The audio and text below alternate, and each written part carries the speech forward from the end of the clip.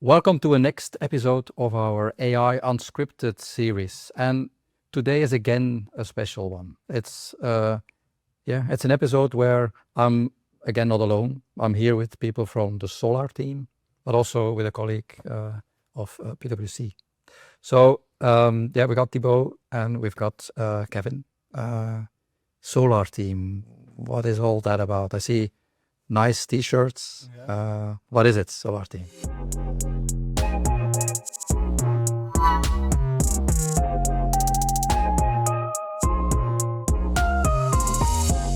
Yeah, so we're a group of 20 engineering students from the KU Leuven, and together we work and we build a new car, a solar car, a car powered by the energy of the sun.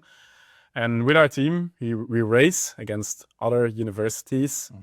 And this year, we're challenging them in the World Solar Challenge in Australia. And I see that you basically are successful in this thing. So what have you won? Yeah, so the last couple of races were quite successful for our team. Here we see a trophy of South Africa last year, and also last World Championship we also won. So we really have high stakes to fulfill this year, and we're really aiming to again become world champions with our team. Okay, and I also see a PwC on the T-shirt, the other side. Yes, so we've been working on a number of things together. We're supporting you not only mentally, but we're really supporting you. How do you see that? What have we done so far? And we're going to go back to what we're going to do going forward, but how has that been so far? Yeah, so in the preparations for the last World Championship, we started this partnership together. So it's actually already been going for quite some years. Yeah.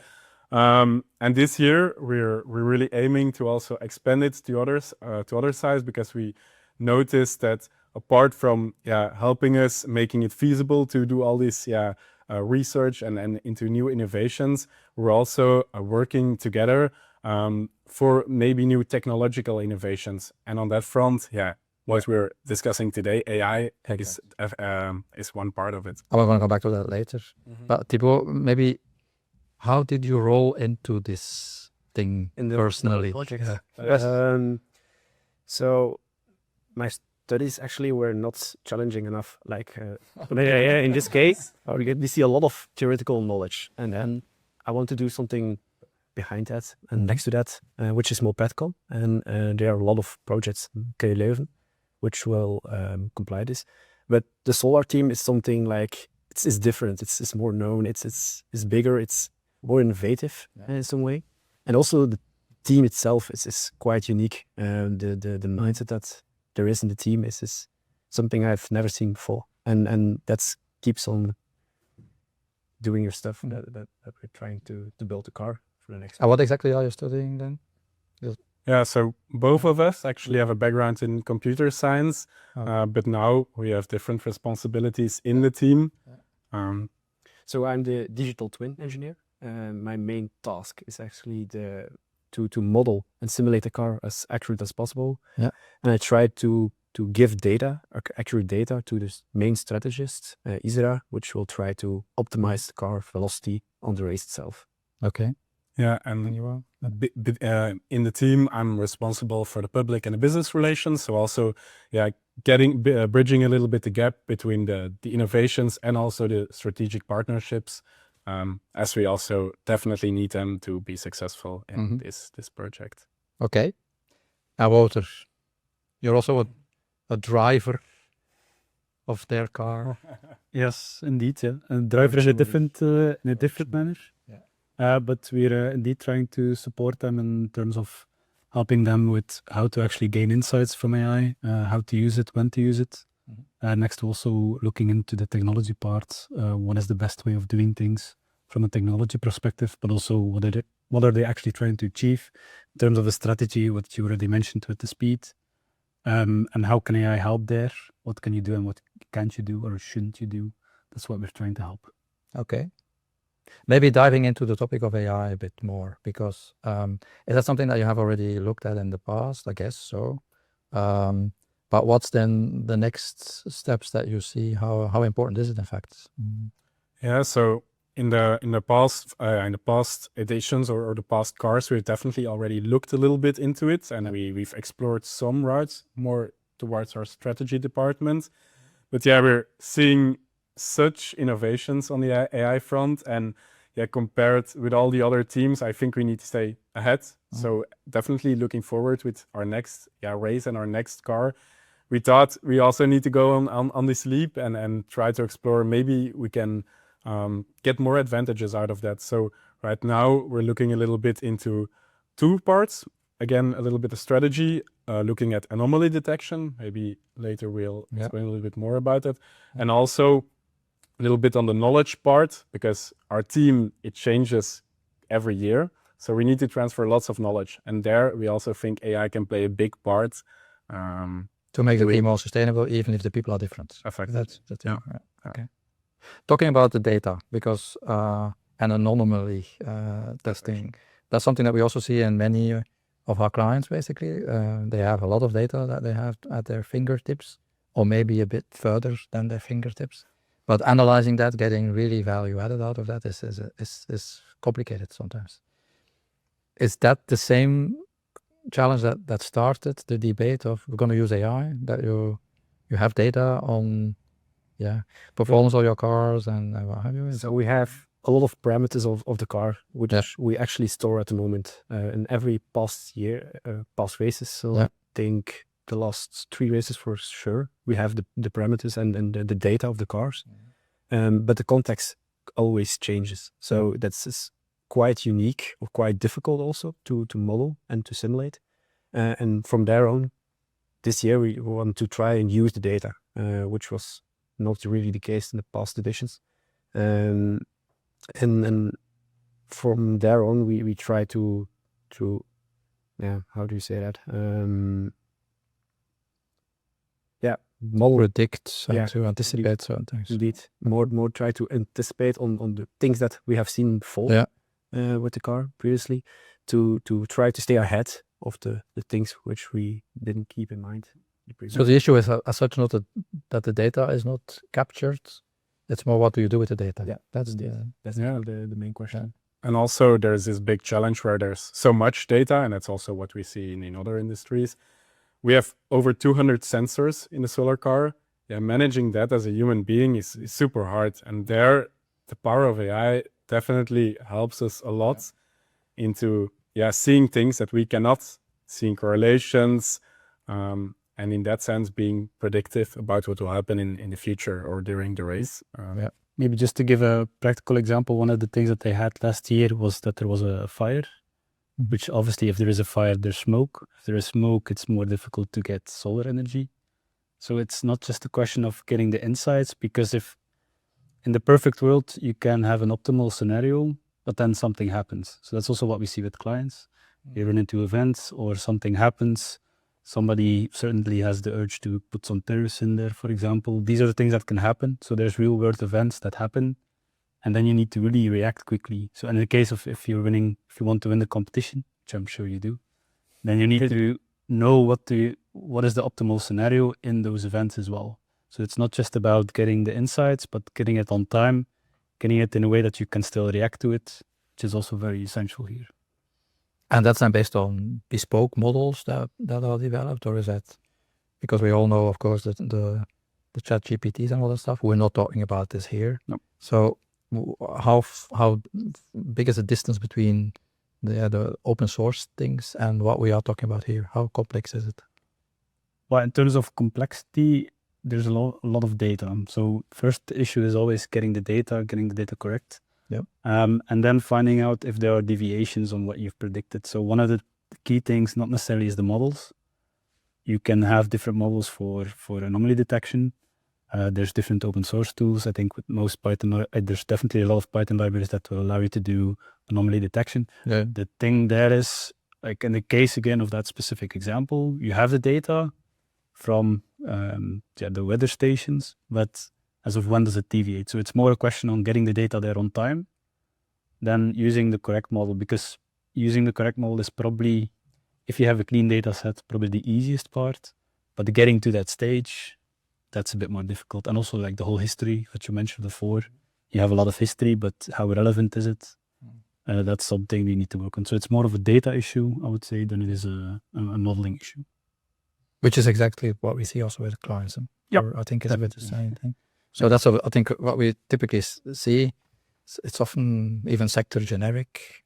It's basically the essence is the same. And so do you think that this is going to give you a competitive edge, or is it basically that's the new normal, that's the Olympic minimum? You see the competitors, if I can phrase it like that, doing the same thing? It's actually hard for us to know because lots of the innovations being made in the solar community, let's say, are quite confidential. But yeah, we think this is one way of getting ahead. We don't know for sure if the other teams are also going to have such AI tools. But yeah, for us, definitely for this anomaly detection, it can save us quite some time when we need to act, when we need to do a procedure in the race, and there really seconds count. And if we can save some seconds, even minutes sometimes, with getting this insight before something happens, that can really make the difference. So it's really worth spending some time here. And speaking about time, we also have quite limited time to build a car and to go to the race and so on. And there we just don't have the resources to do it alone. And I think there the practical expertise you guys bring with PwC, that's really essential for us to make these projects happen in the first place for our team. Okay, and that's also, I think, also the interesting thing for us. Yeah, I think also for your team. This is a bit out of the ordinary. Although, of course, the core of what we are doing, where we will basically enter into the partnership, is the same as what we are doing in other stuff, but the context is different. So I think it shows a bit, that it's very concrete. Yeah, definitely. And the other thing is, and I think one of the things that, like for us, is also very interesting to see, because it's a competition, you're pushing things to the edge when it comes to battery, when it comes to streamlining the model, when it comes to your strategy as well. And one of the things that is allowing you to do that is you're experimenting much closer to the edge, let's say, than most, let's say, our typical clients, which makes it very unique for us. In you can experiment, but at the same time, you can innovate much quicker and much more innovative.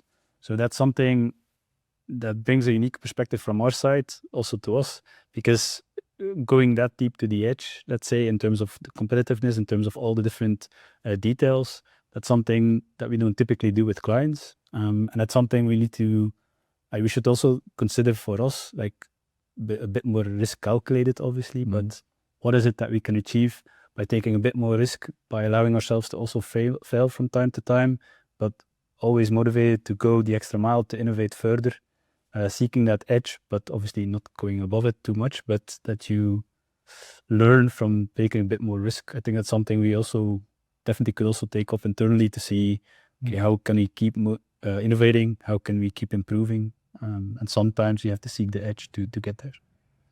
Are you also looking at other industries? Other industries, I mean, other forms of sports.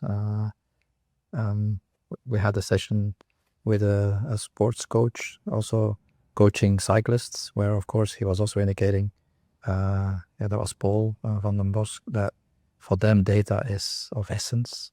There are also plenty of articles on Formula One, where they basically focus even more time on the races that they have lost and that they have won, because they want to know why and all that stuff. So how broad are you looking at that then? Because I guess they have similar with other budgets.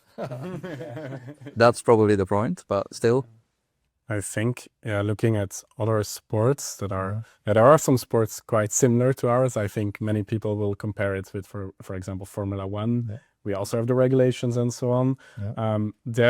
Yeah. We also look a little bit what are the professionals in those fields doing. For example, like making the designs of the car and so on. There is already lots of research in how to use AI, generative AI even, in how it can help to make all those iterations, all the different possible combination of how you can form a shape and so on. Yeah. So we're definitely taking some inspirations from those ones. Yeah.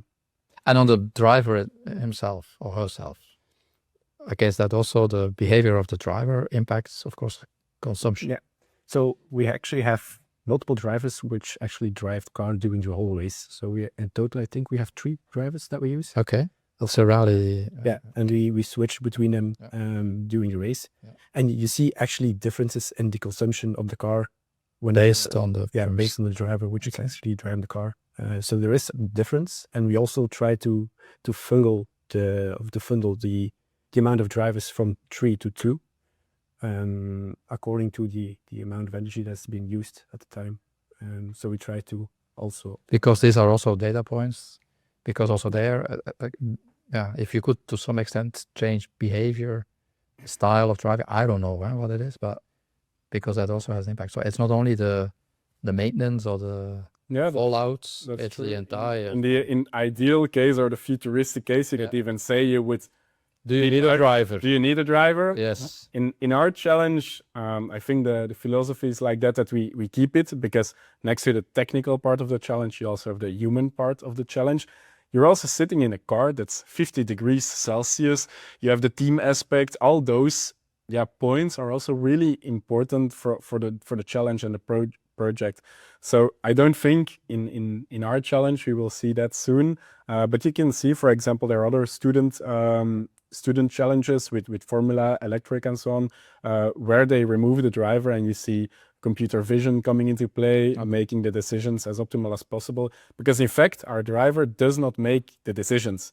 It's a convoy car behind them with all the computers, all the strategy. They make the decisions, they communicate it to the driver, and the driver just follows the lead of the... If the driver listens, of course. If Kevin listens, No, but I think it's important, because I think also, as you were saying, it's also with regular electric cars, the way that you drive has an impact on the range. And I guess here it's the same, and even more important, because it's win or lose. Yeah.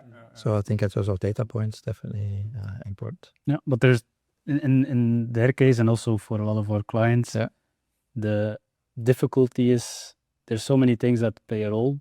The human part, you can try to make it as consistent as possible and try to minimize the human impact, but at the same time, you need to be aware of there will always be things that are going outside of your control.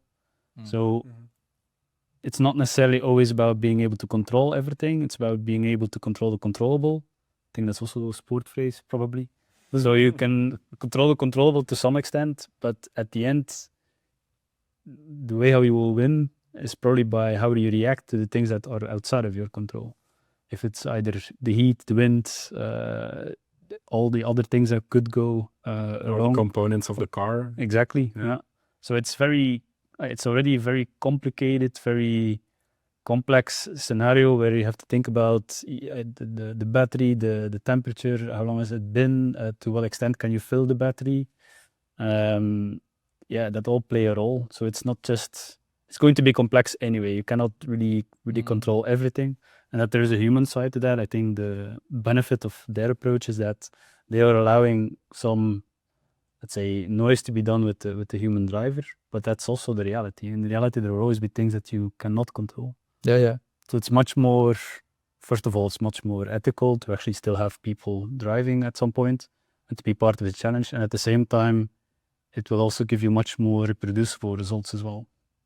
So I think it's only a plus. We're seeing also within our own firm, but also with the clients, sometimes a bit of uncertainty as to what AI will really mean and how far it can go.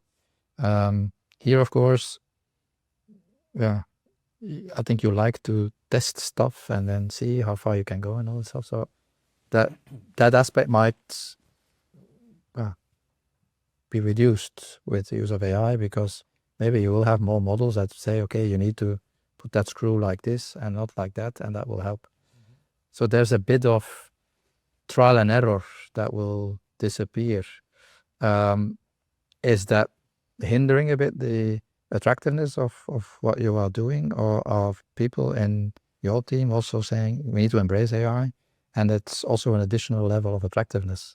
How is that going? Because again, I can only talk about our types of organizations where people are saying, how far do we want to go? How far can we go? Yeah, I guess as young computer scientists or engineers, you're not representative either. Yeah, we're rather optimistic about these things, but we're actually also very careful. And for example, that also suits a little bit our vision that the end decision should not be taken by an AI. There is always, for us at least, in a race, a human that also needs to think critically, needs to confirm these decisions. As for us, the reliability part and just making sure everything is okay is more important than the few highs we can maybe achieve. Also, one of the main visions that we have in the team is to fully know the car and every component of the car. So by putting AI in place, we must avoid to place black boxes in the car, since if something breaks, the person responsible needs to react fastly and knows probably what the cause of the breakage is. So that's one thing that we need to be careful about. But there are a lot of processes throughout the day and night that we use or can have an addition of AI applied to it.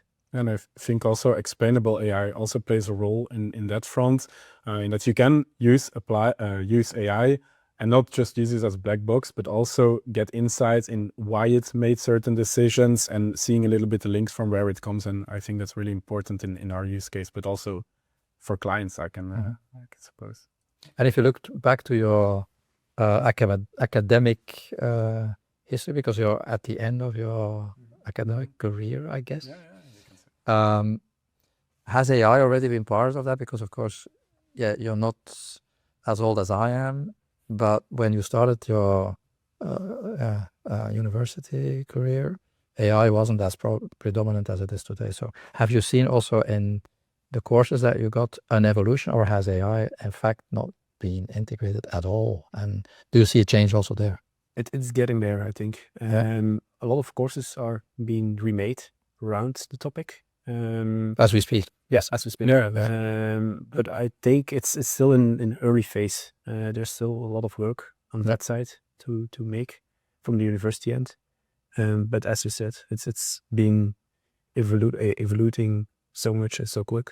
That probably will get there. Yeah, even at our university in the engineering science faculty, there's a new master's option focusing mainly on artificial intelligence, and that's something new that was just basically necessary with all the demand for artificial intelligence knowledge and expertise. So, and do you see the same trend that it's people that are now joining that they haven't got that background either? So we built them from scratch. It's maybe saying a lot, but still. But I think people who are now joining most of the time already indeed they've used the tool as a consumer. As a consumer, when it comes to how they view it, it's they definitely see it more as a positive thing, and they're not necessarily as critical as they should be sometimes. But they are definitely open to it and they're experimenting with it. But they also see, I think, by nature they are already not just saying we're going to use it everywhere. So even all the people that I just started already have an indication of it works in those cases and it doesn't work in those cases. So that's a good thing, because if they're not critical, if you just apply AI without thinking, it's going to go wrong.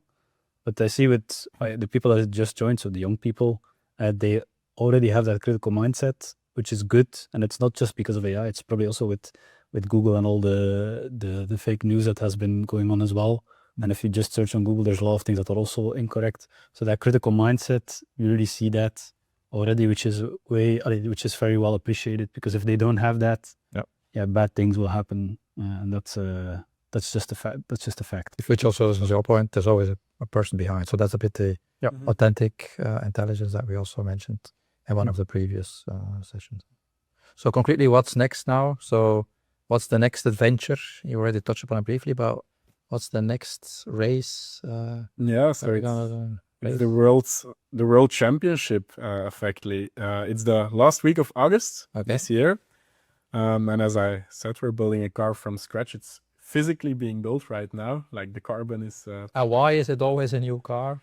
Why is it always a new car? Because there happen actually quite some innovations every 2 years. And you can see it on all fronts. It's not only the solar panel, it's the motor, the battery, the whole structure, but also because we follow regulations.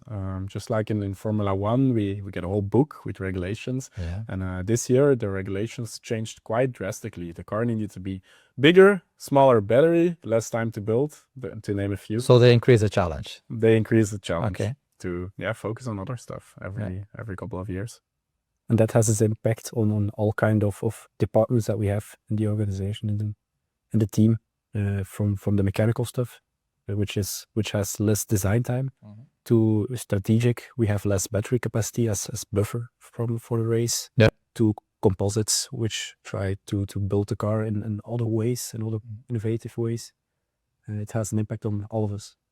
And how many people are then involved in making that happen?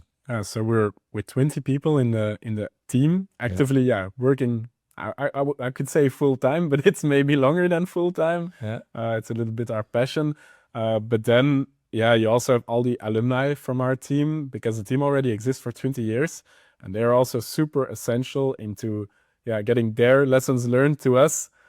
So when they're done working at their job in the evening, they come to us. We meet again, and we build further. So there you could say maybe 100 people are really actively thinking with us to build the next car and to maybe win, I guess. Oh.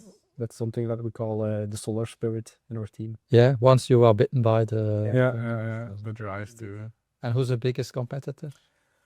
It depends a bit from year to year, but actually our friends from the Netherlands are quite good. The University of Delft, Twente and so on. Also in Germany, Japan and the US, they also have super strong teams. And as they are quite confidential, it's also for us really a surprise when we come to Australia and see their cars for the first time, and seeing on what fronts they have innovated. Will it be AI? Will it be something else? What will be the winning car? So to speak. Maybe Walter, the last word for you. What is it that you want to take out of this partnership, prolonged partnership with the Solar Team? I think one of the things that was just mentioned to me is also something we'll also need to look at how to internalize that, which is you're learning from the past. So you have all the alumni, you had all the lessons learned, and you had good results.